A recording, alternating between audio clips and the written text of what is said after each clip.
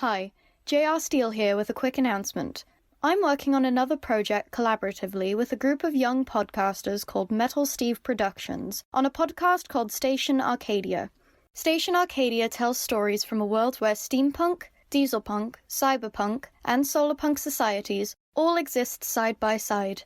These stories are told through a radio station on a shifting island, which broadcasts stories from across the land that together tell the story of a revolution and hope in the face of a dying world. The podcast is available on Spotify, Apple Podcasts, and wherever you get your podcasts, as well as on the website, www.stationarcadia.com. Myself and the cast and crew are so excited to share this project with you.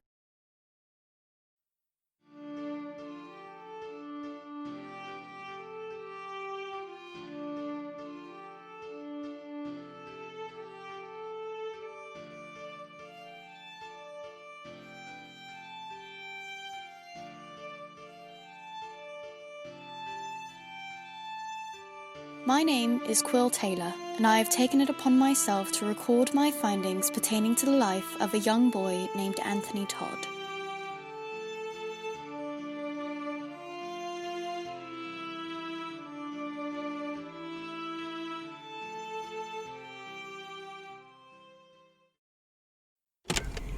Here we are.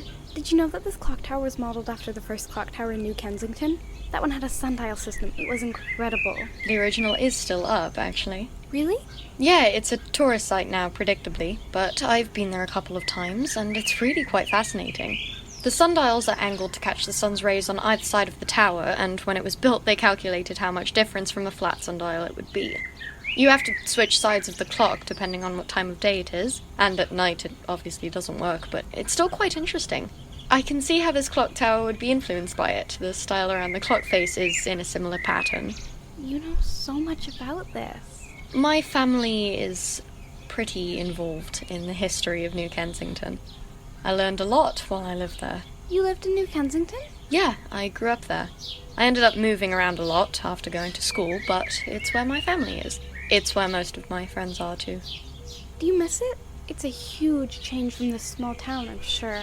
That's why I moved here, actually. I didn't want the setting of my novel to be in a city. But it's hard to write properly about places you've never been to, so I moved. Well, it seems like a few more people are out today. Maybe it's because it's so nice outside. It's always nice out.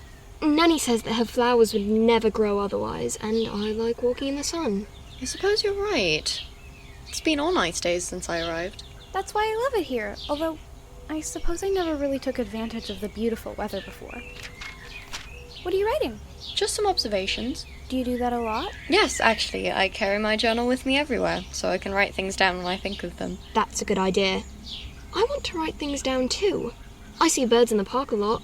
I want to write about those. You can write about whatever you'd like, Anthony. I'm sure there's a shop around here that sells notebooks. We can pick one up on our way back. How about that? Oh, that's all right, Quill. I have notebooks. Nanny got them for me. I just forget to bring them. Then I'll tell Nanny to remind you. Okay. Do you think we can go inside the clock tower? Is it a public space? Everything in Moorgrove is public. I'm just hoping it's still open. Well, let's go and check then. Anthony, would you like to come along? Oh. No. I want to keep walking. Have fun. Oh, well, goodbye then. Be safe. Goodbye, Anthony. It was lovely talking to you. Goodbye, Quill. Goodbye, Miss Librarian. Shall we? I hope it's open. I'd love to go to the top and see all the inner workings of the clock. Maybe we can find out why it stopped. Oh, that'd be great, and then someone will be able to fix it. I sure hope so. Well, there's no sign. But it's unlocked. Oh, we should be all right to go in then. This is how it was when I went in here years ago. After you. Wow. Seems taller on the inside. The stairs are probably warping the perspective. Come on, you said you wanted to see the top? Yeah.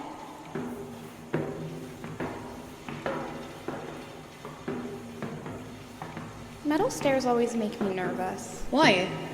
Because you can still see the bottom through them? Yeah, also they're loud. True. I just don't enjoy stairs. Hard to climb. Oh, is your ankle still bothering you? It's alright. Doesn't hurt too much anymore. We don't have to go to the top if you're hurt. I want to go. I'll use the railing. But- Liv, let's go see the clock. Okay. But let me know if we need to stop. Will do.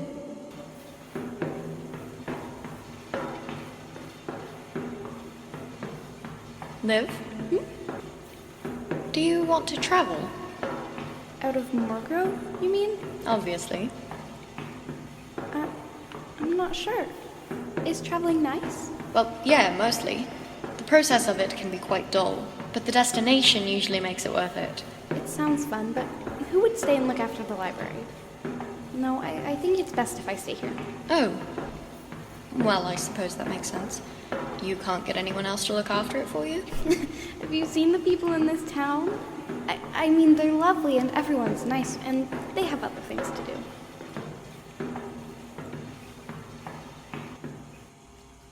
Wow. This is kind of cool. Liv? I remember this. From when you visited last time. Yeah, I think. What was that? I think I fixed it.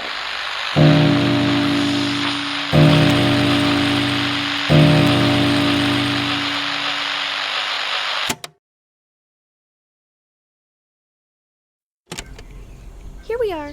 Did you know that this clock tower was modeled after the first clock tower in New Kensington? That one had a sundial system. It was incredible. The original is still up, actually. Really? Yeah, it's a tourist site now, predictably, but I've been there a couple of times, and it's really quite fascinating. The sundials are angled to catch the sun's rays on either side of the tower, and when it was built, they calculated how much difference from a flat sundial it would be. You have to switch sides of the clock depending on what time of day it is, and at night it obviously doesn't work, but it's still quite interesting. I can see how this clock tower would be influenced by it. The style around the clock face is in a similar pattern. You know so much about this. My family is pretty involved in the history of New Kensington. I learned a lot while I lived there. You lived in New Kensington? Yeah, I grew up there. Hey guys. Oh, hi. Hello. Hey, Essa. I thought you were going to be with the representatives. They didn't want to talk to me as much as I thought. How's it going? Quill was telling me about the clock tower. Did you know that it's modeled after... The one in New Kensington? Yeah, how'd you know? Must have read it somewhere. Sorry to bother you guys, but Quill, I need you to come to the manor. It's important. Abby wants to talk to you. Oh? But the representatives are there. I didn't expect to... Changed her mind. Abby does that. Not often. Essa, what's going on? What do you mean? Don't do that. Just tell me what's going on. What are you guys talking about? Oh. Nothing that concerns you, Anthony. Grown-up stuff. I don't like when you talk about grown-up stuff. Nanny says it's impolite to exclude people from your conversations. Your nanny is quite right. I apologize. It's all right, Miss Essa.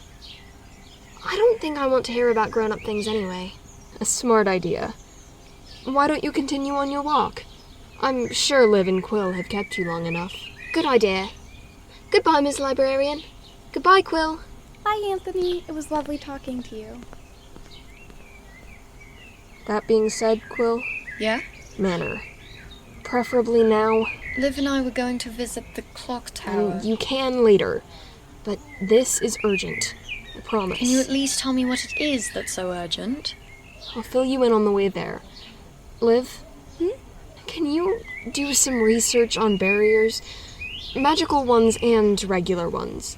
What makes them strong and what makes them fall apart? Well, I could tell you that magical barriers are usually weakened by lack of concentration or... Liv, please. Oh, you want me to go? Essa? I'm sorry, but I need to talk to Quill alone. Slow down.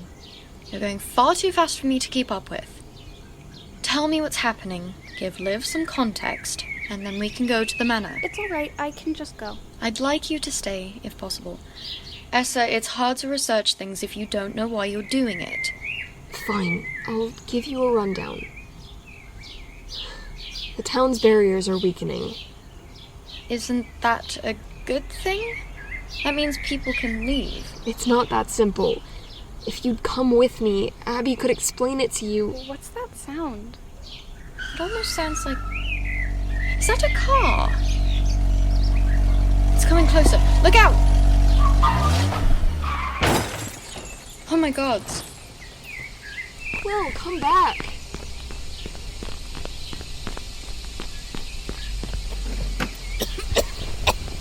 Oh gods, are you hurt? What happened? Martin? Now I know I'm dead.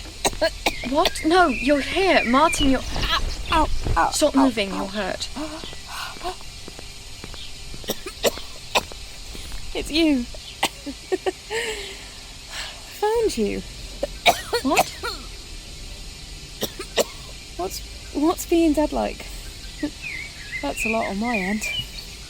No. Wait. Someone help, please. Will, what? Oh no. Help me with him. But he's... Essa, is there a hospital in town?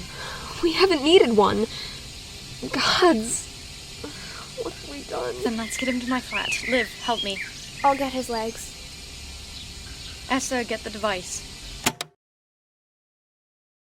The Domestic Life of Anthony Todd will return on December 20th, 2020. The Domestic Life of Anthony Todd is a podcast by J.R. Steele and is licensed under Creative Commons Attribution Non-Commercial Share-alike 4.0 International License. The voices of this season were J.R. Steele as Quill Taylor and Abby, C.V.V.M. as Liv and Kalanox, Sam Lueke as Essa/Sasha and Anthony Todd, Logan Alexis H. as Zyanda, River Toepler as Amor, and Danny C. Haynes as Martin, featuring the voice of Eliana SD as the automated voicemail. The writing, theme music, and sound editing were done by J.R. Steele, and the script was edited by River Toepler. Follow J.R. Steele on Twitter at pen_of_Steele, and find The Domestic Life on Instagram at Domestic Life Podcast. Visit the website penofsteel.wixsite.com/domestic life, or join our Discord using the link in the description. Thanks for joining me.